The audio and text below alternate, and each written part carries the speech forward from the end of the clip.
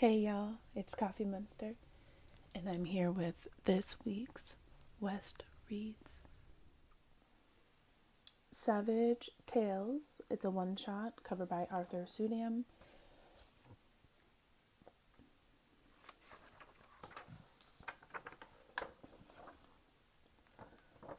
Vampirella is at a bar getting some drinks, and of course she's going to drink a Bloody Mary. She has some conversation with this gentleman that you see and uncovers that he is a serial killer. He's done horrific events and wrote a whole story about it.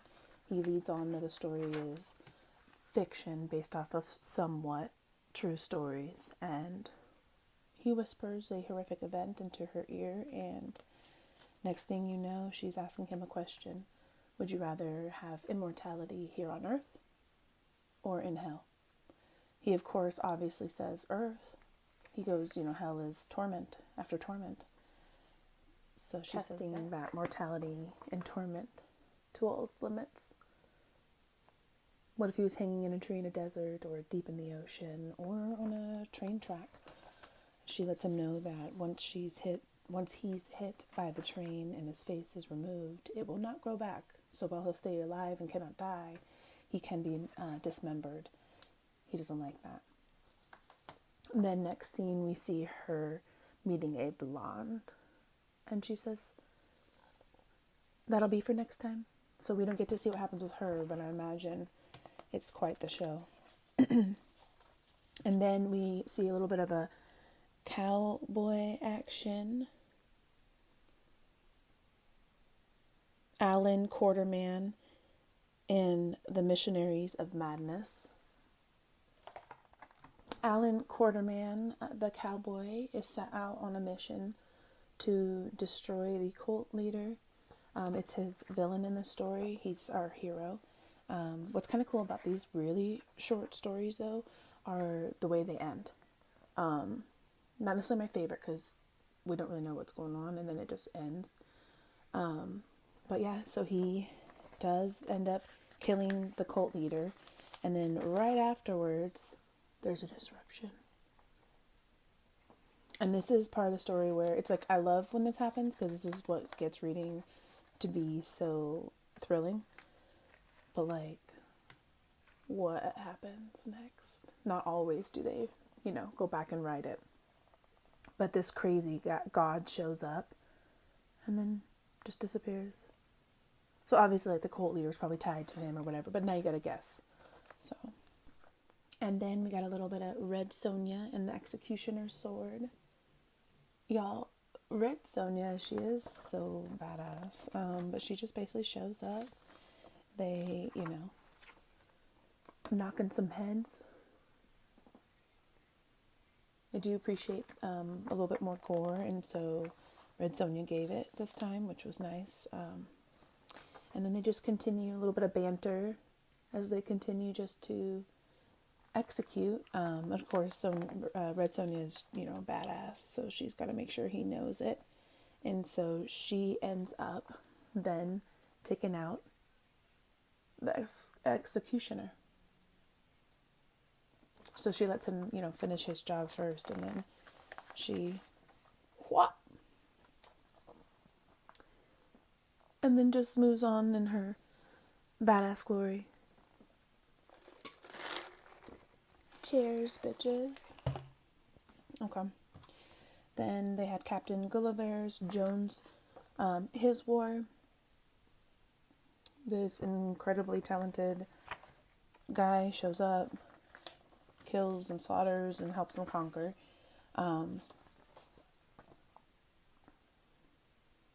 Making people around him to believe he is not from this world.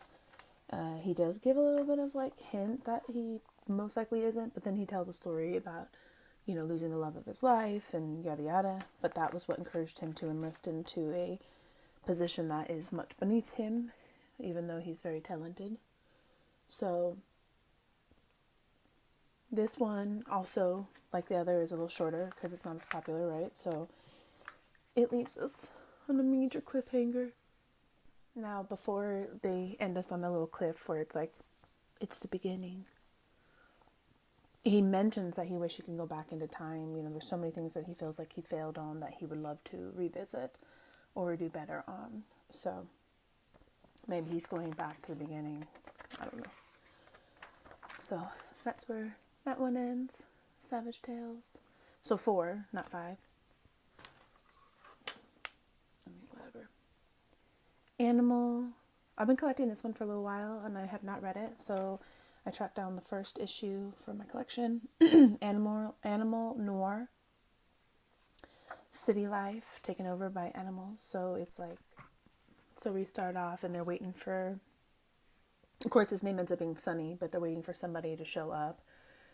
The wild cat, who is straight edge, because apparently the wild cats are straight edge in the story, is very like frustrated and just keeps saying like, where are the tape, where are the tape?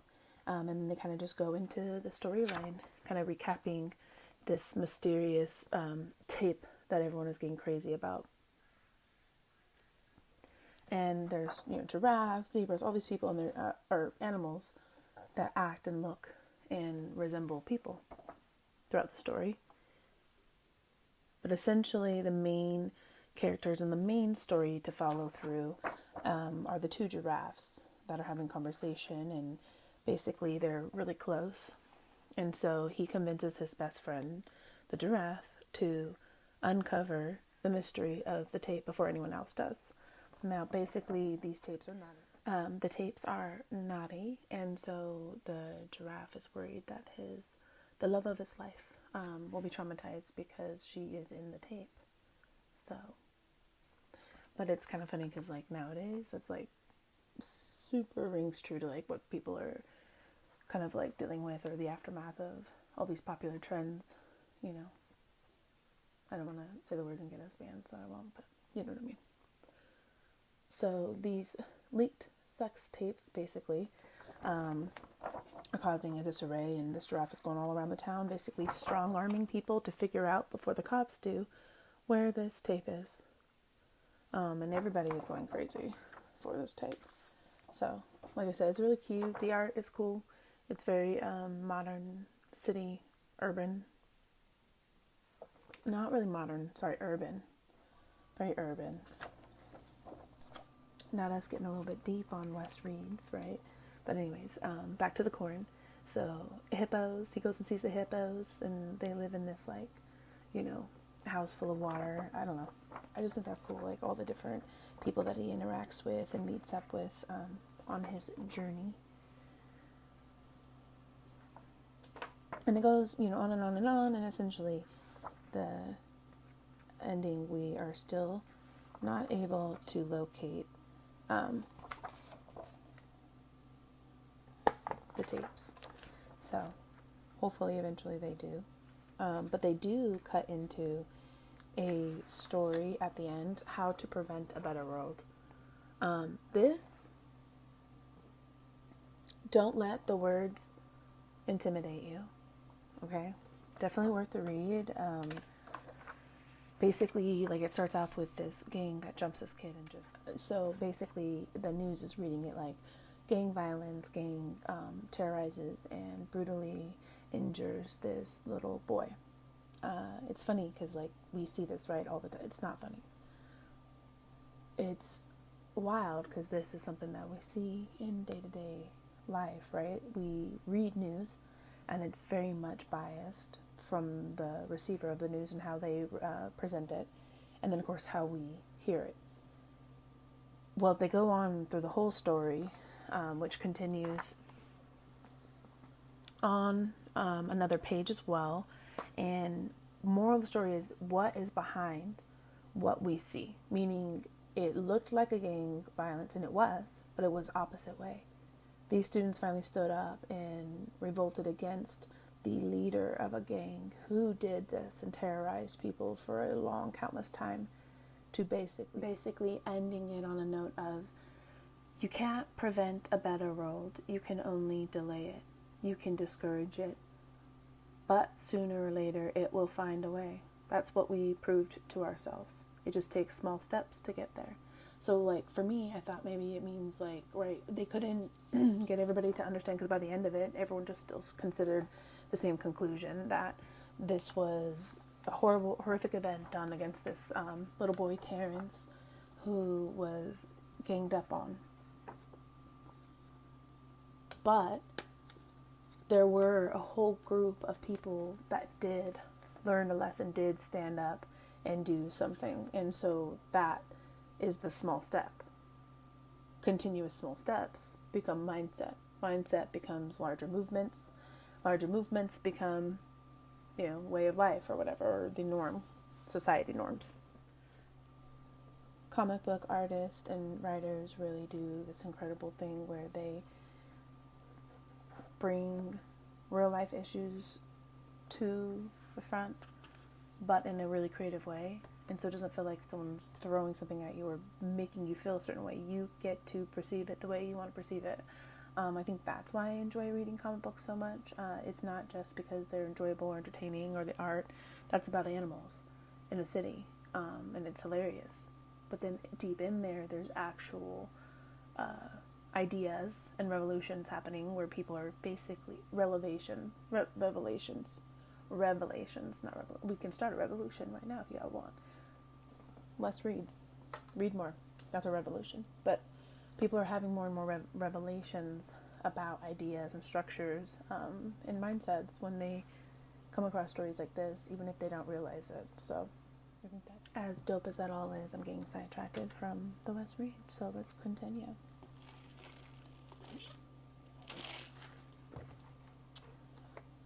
That was dramatic. House of Night. Another Dark Horse. Obviously, I love Dark Horse. I try to stick to first issues as well. Basically, House of Night is a finishing school for vampires. This is for a younger reader. Also older, it just depends if you're really into art and like this kind of vibe. It's like the Hogwarts for vampires. Here they call them fledglings. Fledglings are what you are until you become an adult vampire. Now, what's kind of cool is they throw you for a little bit of a loop. They can also die becoming an adult vampire. So some survive. There's like a small percentage. It does go over that in the story. But there's a small percentage of them that do. There's a girl who's there on scholarship, sort of. Like, she's like the scholarship child of like a normal school. That's their version. And she actually herself, which is considered like one of the most powerful vampires ever, and receives her adult markings before anyone else. But of course there is a school popular, bully, and she was going to be the Dark Leader, so she should receive her adult markings first, and Nyx should have chose her. And so this sets everybody up. The Dark Leaders are always women. They're female in this, world. And so when she gets her markings early on and she's chosen and she's going to be pushed into that adult vampire world a lot quicker, she now is worried that she may, one, obviously die. She doesn't think she deserves it because everybody is set off on this whole mindset that she is a failure and that it should have gone to the head girl, not Zoe, this, random misfit. The art's really cool. Like I said, it's definitely more of a younger reader. They do uncover some of the history. The fearless Viking Dark Leader, who was the original, when she got her markings originally, and kind of the storyline of how she empowered future woman. And so there's some inspirational in there, a lot of, woman empowerment. Next up is Good Boy. This one is about your typical story of love and then revenge. More set off, though, by his best friend, his companion. So the title is Good Boy, and you see there's a dog on the cover. There's a dog for every man. The dogs aren't, dogs. They're more human looking. And he starts off the story with losing his best friend, John. You do not originally know, of course, though, that John is human. I just assumed he was a dog. I really like the art in this as well. But you start to see as he goes through and kind of goes after, because he's seeking revenge, he's going after everybody that had involvement in the murder and death. His companion John had kind of taken a dive off the deep end because he did lose his wife, which he did think was in connection to these men as well that killed him. So after losing his best friend's wife, who also, of course, he was very emotionally attached to, he's got nothing else to live for. So he goes through basically on a warpath.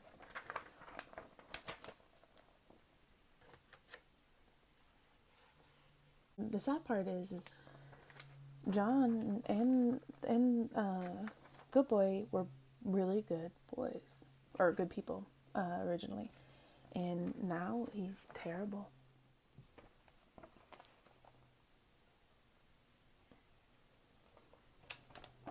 He gets all geared up.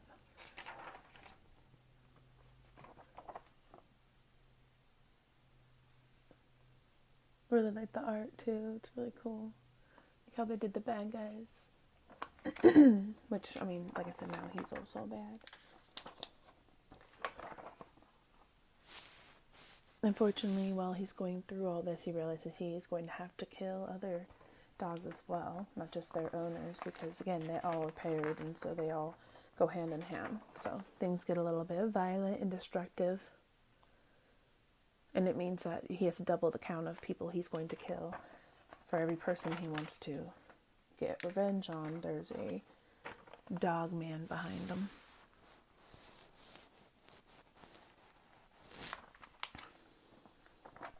One of my top favorites from this week is a town called Terror, and I'm about to tell you why. So I really like that this one opens quite like a movie. There's opening scenes, even a little bit of credits. Not a lot of words to start out with. So those that really enjoy kind of like more depth to your story, this is definitely it. I like when they do the full spread pictures too. Or just honestly, I like when they do gore in a really chromatic way where it's like black, whites, deep reds, which can also mean, of course, oranges. And it just looks so vibrant. But as they lead into the story where essentially you're seeing them put together this man, if you can call him a man, the title fits. This is a town full of terror and one of the most deep. And we kind of cut scene over to the suburbs.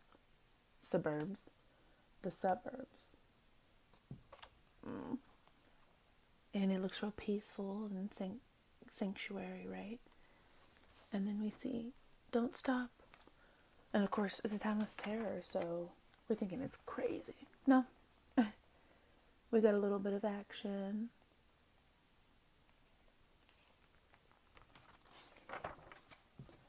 But bam! They're interrupted. And again, he's honestly pretty calm through it all, and he says, I guess the asshole wants to see me. So she's freaking out though, obviously. We're kind of chilling and just kind of going for the ride at this point because, you know, I mean, he seemed pretty cash. Putting two and two together, clearly, unfortunately, he's linked to this horrific man that was just brought back to life. And so, which, spoiler, yes, he is.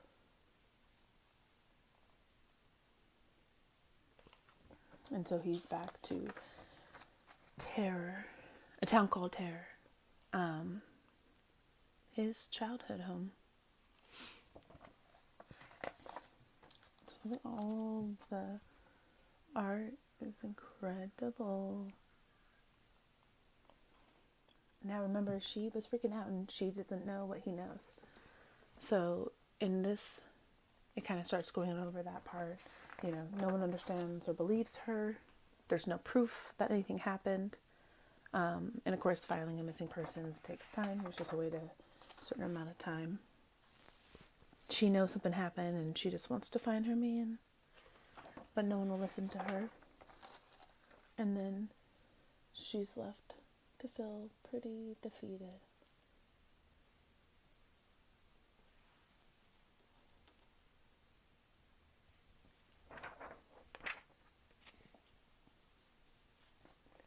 This is also a really good book. I'll probably post that eventually. I have read a bunch of those. Last but not least, Grumpy Cat. This is rated E for everyone, and it's adorable. For all you crazy cat lovers, the misadventure of Grumpy Cat and Pokey.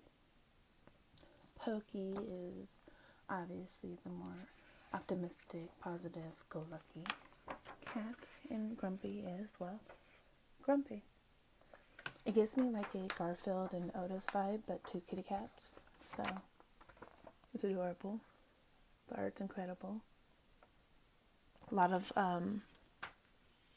comic book references throughout, and there is a short story where Pokey believes that they can be superheroes, and so they do get all dressed up in suits, which is adorable. But every story is like that. They, set out on an adventure because Pokey gets caught by his attention gets caught by something that the Grumpy Cat is behind. Of course, he doesn't know that. And Pokey never realizes it, and adventures actually come about. So the very first one, Pokey finds a map, which leads him to this haunted house. Grumpy Cat planted the map, and then, of course, disappears the minute they get to the haunted house. Well, he's off now, scaring Pokey. Pokey doesn't know that. Pokey thought he got captured, and so he's freaking out. So it's just hilarious.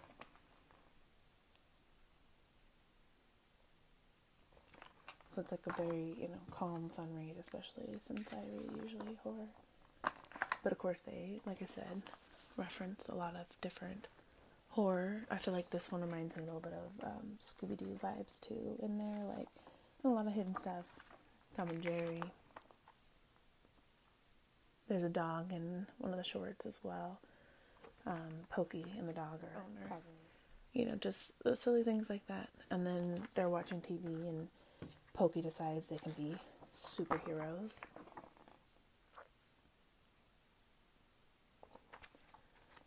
Then he somehow gets Grumpy the cat to also join in, and so they both suit up and they just start,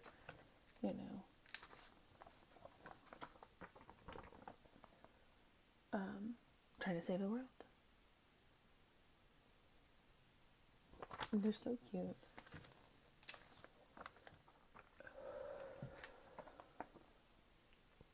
And then Daredevil vibes. Not, but like they go out at night to try to, help stop. They see a burglar in their community, and so they're trying to help stop him. The animation is like adorable. But yeah. Very cute, very fun read. Definitely recommend, and like I said, your kids will really enjoy it as well. This short story is Grumpy Cat Goes to Comic-Con, which Pokey would be so much fun at Comic-Con. Just saying.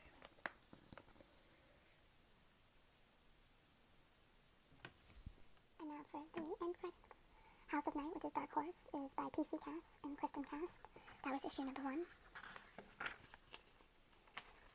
Then we have A Town Called Terror, which is Steve Niles, an Image comic.